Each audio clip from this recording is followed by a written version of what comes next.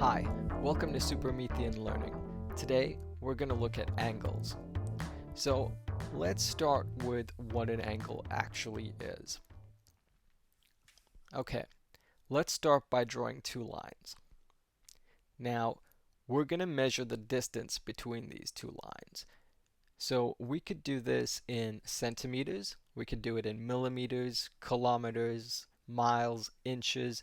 If you wanted to, you could even tell someone about this distance using peanuts. It doesn't matter. The point here is that in order to show the distance between these two lines, which are separate, we're going to use a unit of measurement of length. That seems pretty obvious, right? I mean, we're trying to tell someone about the distance between two lines, we use some sort of measurement. But the thing is, these two lines are actually separate. What happens when we join them? When we join these two lines at a single point, it becomes a lot harder to tell someone what the distance is between them, because the distance here is very different from the distance here. For example, this might only be 5 centimeters, but this distance might be 150 centimeters. And even further back, that might be, 500 centimeters. So this makes it really hard for us to communicate to someone about how far away something is when it's connected to something else. So this is why we actually use angles, because angles allow us to tell this distance between these two lines that are connected without having to give someone a ton of different measurements. Now, we measure angles in things called degrees, and in a circle, there are 360 degrees.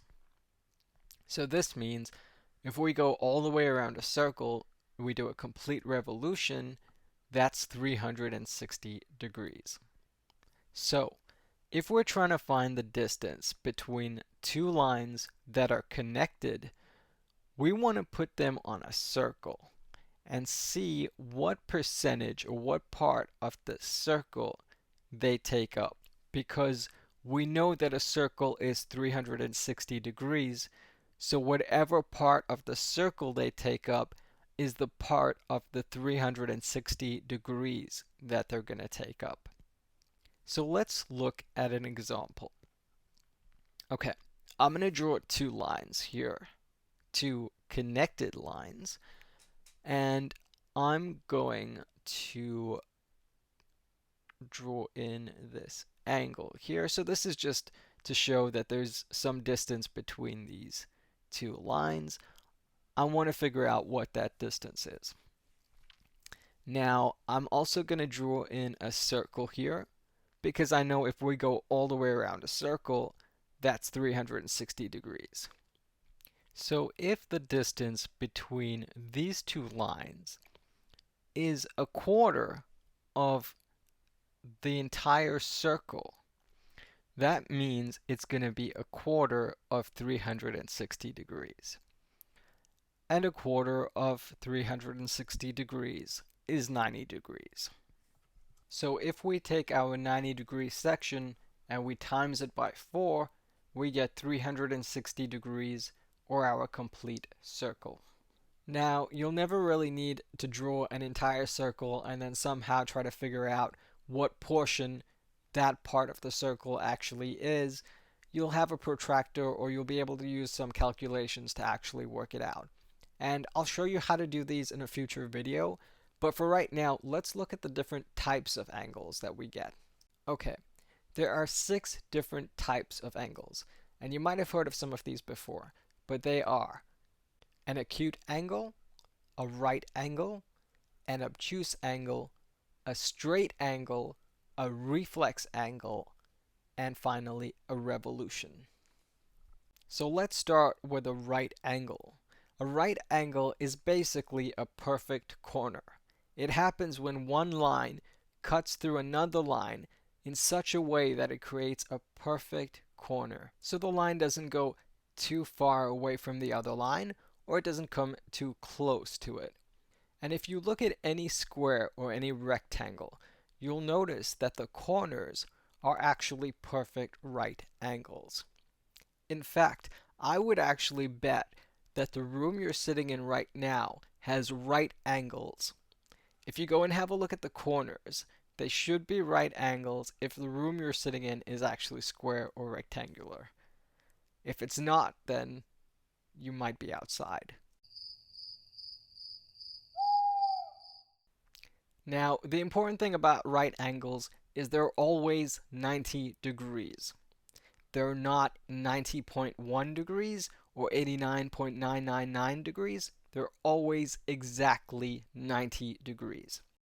And we can show that something's 90 degrees by drawing a little square in the corner here. Now, if you don't see the square, or if the angle isn't marked 90 degrees, never, ever, ever assume that just because it looks like 90 degrees, that it is 90 degrees. Because it could be 89.9 degrees, and that would not make it a right angle. Now, if something's less than a right angle, so it's between 0 degrees and 90 degrees, we call that an acute angle. I like to think of it as a cute angle because it's the smallest. And usually with small things, they're always cute. Now, a straight angle is actually a straight line. And the reason for this is it's actually two lines, but they meet at such an angle that they practically become one straight line anyway. And this straight line is actually half a circle because it goes from this line here all the way around to that line there. And you'll notice that that's half a circle. So because of this, a straight line is actually 180 degrees. Because 180 degrees is half of 360 degrees. And 360 degrees is a circle. Now let's talk about obtuse angles.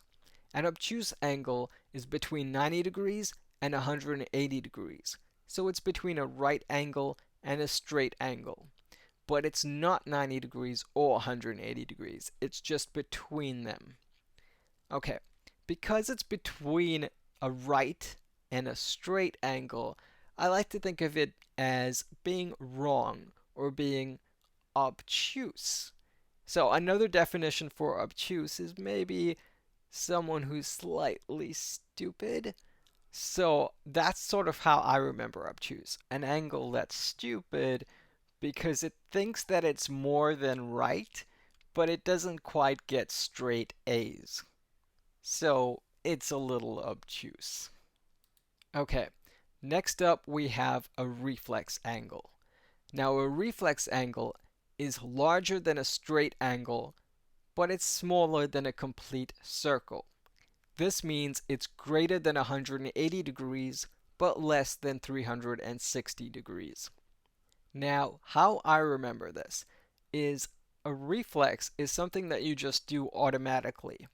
So I like to think about when somebody scares you, your reflex might be to spin around suddenly. And if you spin around more than a straight angle, more than 180 degrees, you'd be in a reflex angle. So your reflex would be a reflex angle. I know it's a bit of a stretch, but that's how I remember it. And finally, we have a revolution. Now, a revolution is a complete circle, which means it's exactly 360 degrees. Nothing less. And how I remember this is revolution comes from the word revolve. So if something revolves, it goes around something. Like the earth revolves around the sun. So the earth revolves around the sun to complete a revolution, which means it goes all the way around to get right back to the same place, which is exactly what a circle does. So if you have a full circle, you've got a complete revolution, and you've got 360 degrees. And that's it for angles, or at least for the introduction to angles.